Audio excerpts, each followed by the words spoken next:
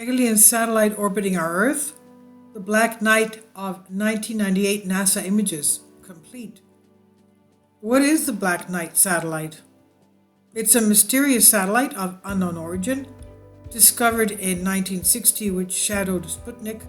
It's believed to have been of extraterrestrial origin and signaled back old radio waves from the 1920s and 1930s before it disappeared. In shortwave patterns analyzed by astronomer Duncan Llewellyn, it revealed its origins as Epsilon Bootis. That's a star system that was 13,000 years ago.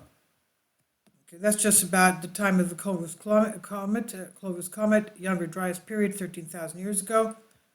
Now, in Disneyland of the Gods by John Keel, he reports in depth on this satellite. This is what he says. In February 1960, the U.S. detected an unknown object in polar orbit. In other words, they're going opposite from what our satellites are going. This thing is going from south to north pole, or polar orbits. A feat, he says, that neither they or the USSR had been able to accomplish. As if that wasn't enough, it apparently was several sizes larger than anything either country would have been able to get off the ground. And then the oddness began. Ham operators began to receive strange code messages. One person in particular said he managed to decode one of the transmissions, and it corresponds to a star chart. A star chart which would have been plotted from Earth 13,000 years ago and focused on the Epsilon Bootis star system. On September 3rd, 1960, 7 months after the satellite was first detected by radar, a tracking camera at Grumman Aircraft Corporation's Long Island factory took a photograph of it. People on the ground had been occasionally seeing it for about 2 weeks at that point. Viewers would make it out as a red glowing object moving in an east to west orbit. Most satellites at the time, according to what little material I've been able to find on the Black Knight satellite, moved from west to east. Its speed was also about 3 times normal. A committee was formed to examine it, but nothing more was ever made public. 3 years later, Gordon Cooper was launched into space for a 22-orbit mission. On his final orbit, he reported seeing a glowing green shape ahead of his capsule and headed in his direction. It's said that the Muchia tracking station in Australia, which Cooper reported this to, was able to pick it up on radar traveling in an east to west orbit. This event was reported by NBC, but reporters were forbidden to ask Cooper about the event on his landing. The official explanation is that an electrical malfunction in the capsule had caused high levels of carbon dioxide, which induced hallucinations.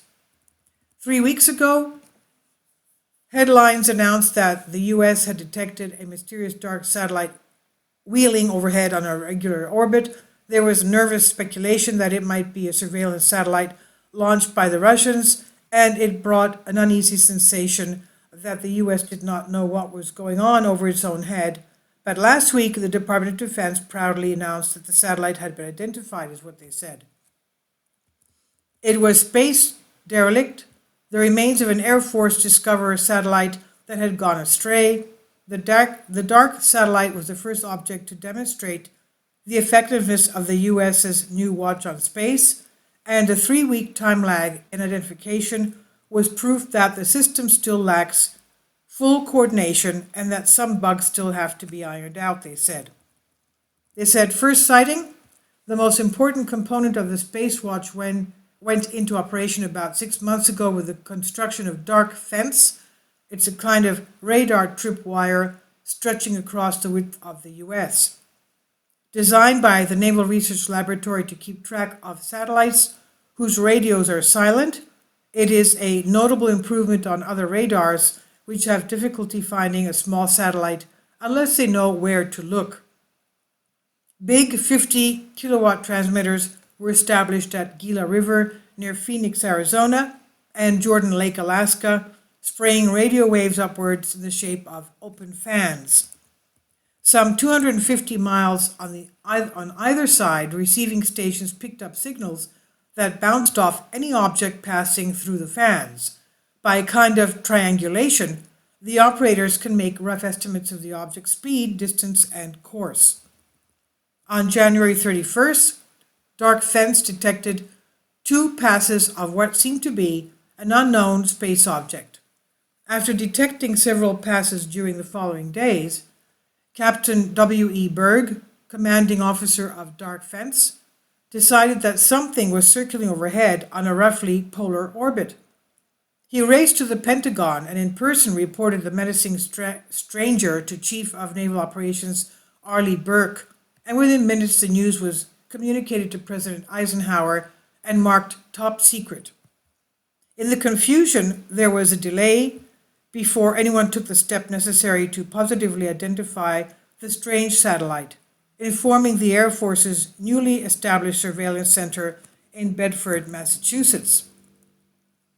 It is the surveillance center's job to take all observations on satellites from all friendly observing centers, both optical and electronic, feed them into computers to produce figures that will identify each satellite, describe its orbit, and predict its behavior, says one top official explaining the cold facts of the space age. Quote, "The only way of knowing that a new satellite has appeared is by keeping track of the old ones," end quote. It took 2 weeks for Dark Fence's scientists to check back through their taped observations and to discover that the mysterious satellite had first shown up on August 15. The Air Force Surveillance Center also checked its records to provide a list of everything else that were circling the sky, and its computers worked out a detailed description of the new object's behavior. The evidence from both Air Force and Navy pointed to Discoverer 5, fired from Vandenberg Air Force Base, California, on August 13. The Black Knight satellite, I'm not really sure what to make of this story. I've only seen the most sporadic mention of this thing on the occasional website, but man, as a long-time fan of Philip K. Dick, the first time I heard about it, my eyes sure went wide. Regardless of the truth of the situation, it's one hell of a tale. The most cited report of the satellite comes from Disneyland of the Gods by John Keel. He reports that in February 1960, the U.S. detected an unknown object in polar orbit, a feat that neither they or the USSR had been able to accomplish. As if that wasn't enough, it apparently was several sizes larger than anything either country would have been able to get off the ground. And then the oddness began. Ham operators began to receive strange coded messages, and one person in particular said he managed to decode one of the transmissions and it corresponded to a star chart which would have been plotted from Earth 13,000 years ago and focused on the Epsilon-booted star system. On September 3rd, 1960, 7 months after the satellite was first detected by radar, a tracking camera at Grumman Aircraft Corporation's Long Island factory took a photograph of it.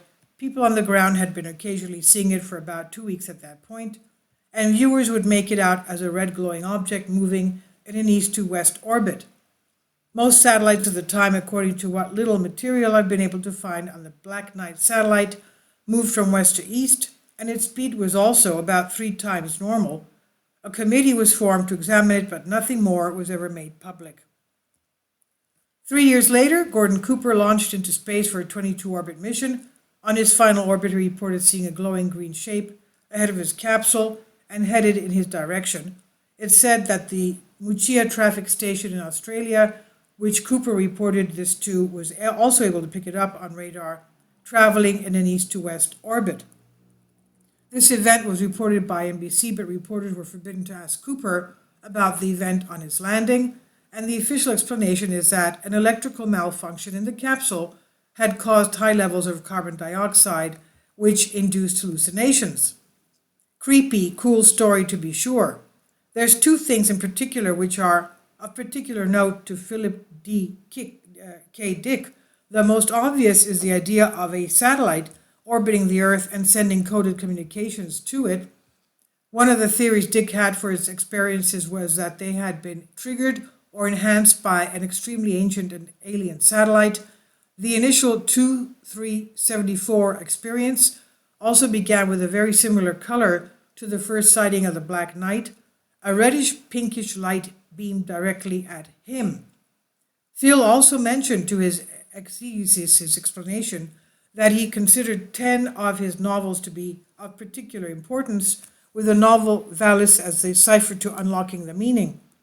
These 10 books, the meta-novel, are Eye in the Sky, Time Out of Joint, The Man in the High Castle, The Game Players of Titan, Martian Time Slip, The Three Stigmata of Palmer Eldritch, UBIK, A Maze of Death, and of course Valis. I think it's fair to include Radio Free Albemuth in there as well, which was written after his meta-novel statement and which is in many ways a retelling of Valis. What's interesting here is that he wrote the first, Eye in the Sky, so soon before the Black Knight sighting, about 3 or 4 years before it was detected by radar. Well, if in fact it was ever there to be detected. The satellite, that said, Valis, vast, active, living intelligent system, Valis for short, it fires information down to them. It does more than that, Kevin said. Under certain circumstances, it controls them. It can override them when it wants to. And they're trying to shoot it down. I said, with what missile? Kevin said, the early Christians, the real ones, can make you do anything they want you to do and see or not see anything. That's what I get out of the picture. And I said, but they're dead. The picture was set in the present. Kevin said, they're dead. If you believe time is real, didn't you see the time dysfunctions? Since my contact came in most strangely between 3 and 4 a.m., I realized that probably a booster satellite of alien origin orbiting Earth, a slave communication satellite that had been sent here thousands of years ago. Rachel asked me, what are you doing sitting out on the patio? And I said, listening. And she said, listening to what? And I said, the voices of the stars, although more accurately I meant the voices from the stars. But it was as if the stars themselves spoke as I sat there in the chilly dark, alone except for my cat, who was out there out of custom anyway. Each night, Pinky sat on the railing of the patio, communing as I was, but over a longer period of time over his entire adult life. Seeing him now, I understood that he was picking up information in the night from the pattern of blinks that came by starlight. He was hooked up with the universe as he sat there now, like myself, gazing upwardly, silently. The new personality in me had not awakened from a sleep of 2 millennia. It had, more accurately speaking, been printed out by the alien satellite impressed on me afresh from outside.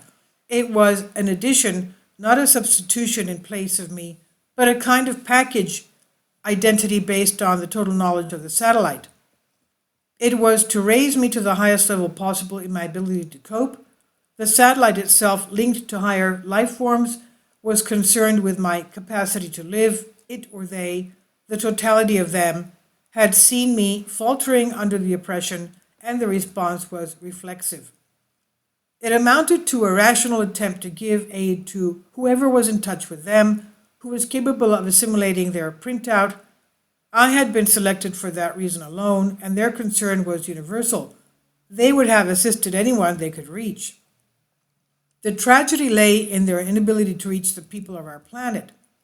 One odd point that Moyashka had noticed, which he could not account for, was the fact that the radio signals came only when the source was above Earth's dark or night side. During the day the signals ceased. Moyashka conjectured that the so-called heaviside layer might be involved. The signals, although short in duration, seemed highly information-rich, quote-unquote, because of their sophistication and complexity. Curiously, the frequency changed periodically, a phenomenon found in transmissions seeking to avoid jabbing, Moyashka stated.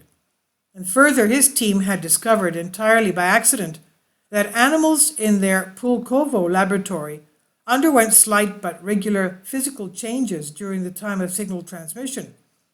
Their blood volume altered and their blood pressure readings increased. Provisionally, Moyashka conjectured that radiation accompanying the radio signals might account for it. And note here that perhaps slight similarity in the name of the fictional scientist who discovered the satellite Moyashka and the Australian Muchea tracking station, which picked up Cooper's sighting. Now, if the Russians did photograph the ET satellite, the Black Knight satellite, the invader, they would find it old and pitted. It had been there for thousands of years. The satellite had passed from our world, and when the healing rays like those of an invisible sun, felt by creatures but unseen and unacknowledged, the sun with healing in its wings. Even if the stations in this local region or sector are all overshadowed and don't light up any longer, it's a sight to remember. With this, the satellite presented us with its final insight into the nature of things, synapses in a living brain. And the name we give to its functioning, its awareness of itself and its many parts. Quote, "She smiled at me. That's why you saw the figure of Aphrodite. That's what holds all the trillions of stations into harmony." End quote. I said yes, it was harmonized, and over such distances there was no coercion, only agreement.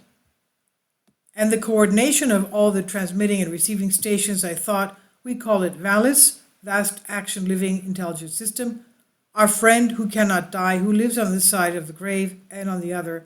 His love, I thought, is greater than empires and unending. And so what if we succeeded in two-way communication with an intelligence outside our planet and no one noticed? What if they heard our call and responded, but we just couldn't grasp their language? It's exactly what happened as early as 1928 in Eindhoven, Holland, and again in 1929 aboard a French research vessel in the South China Sea. After transmitting over the radio waves 3 sounds in rapid succession every 30 seconds, Van der Poel in Eindhoven examined the return echoes. They were not as neatly spaced as he had sent. In fact, they were highly irregular, ranging from 1 to 30 seconds in delay time. At the time, the discrepancies were explained as fluctuations in the ionosphere or magnetic disturbances, but the pitch or frequency of the sound did not change, only the spacing of the echoes. It wasn't until the 1970s that this mystery was carefully examined and deciphered by Duncan Loonan, a scientist from Scotland. He plotted a vertical axis of the transmitted pulse sequence with the horizontal axis of echo delay time. And the result? A picture of the constellation Bootes as it would look 15,000 years ago. But that's not all. There was a message hidden in the dots on its graph. Loolan was able to translate into simple English the meaning of these echo daily discrepancies, proving perhaps that they are a purposeful manipulation directed by a highly intelligent other. This is what the message said. It starts here. Our home is Epsilon Bootes, which is a double star. We live on the 6th planet of 7. Check that, 6 of 7. Counting outwards from the sun, which is the larger of the two, our 6th planet has 1 moon. Our 4th planet has 3. Our 1st and 3rd planets each have 1. Our probe is in the orbit of your moon. This updates the position of Arcturus shown on our maps. The only possible conclusion we can draw from this are 1. Duncan Loolan is a highly imaginative con artist. 2. Professor Loonan interpreted the graph incorrectly and his extrapolations are more speculative. 3. An advanced civilization in the vicinity of Arcturus, Hokulia, the guiding star of Hawaiian mythology, sent an unmanned satellite probe to monitor Earth 15,000 years ago to be activated by radio waves when humans reached that technology point in their evolution. A dialogue could then have been established and we might have gained much more than the misunderstood reference greeting. After publication in the Journal of the British Interplanetary Society, complete with disclaimer from the editors, and a few newspaper articles in the US on this far-out scientist, the matter was dropped and no further investigation was undertaken. Could a musical score be made from graphs of this fascinating interstellar communique? Is the plotting in 2 dimensions of 4-dimensional space an excellent way for different intelligent species to communicate? This was by David Simmons' 1992 reference, Time Magazine, Living Moon. It's on Humans Be Free. Please leave your comments. Thank you for your support. Kindly support my Patreon account.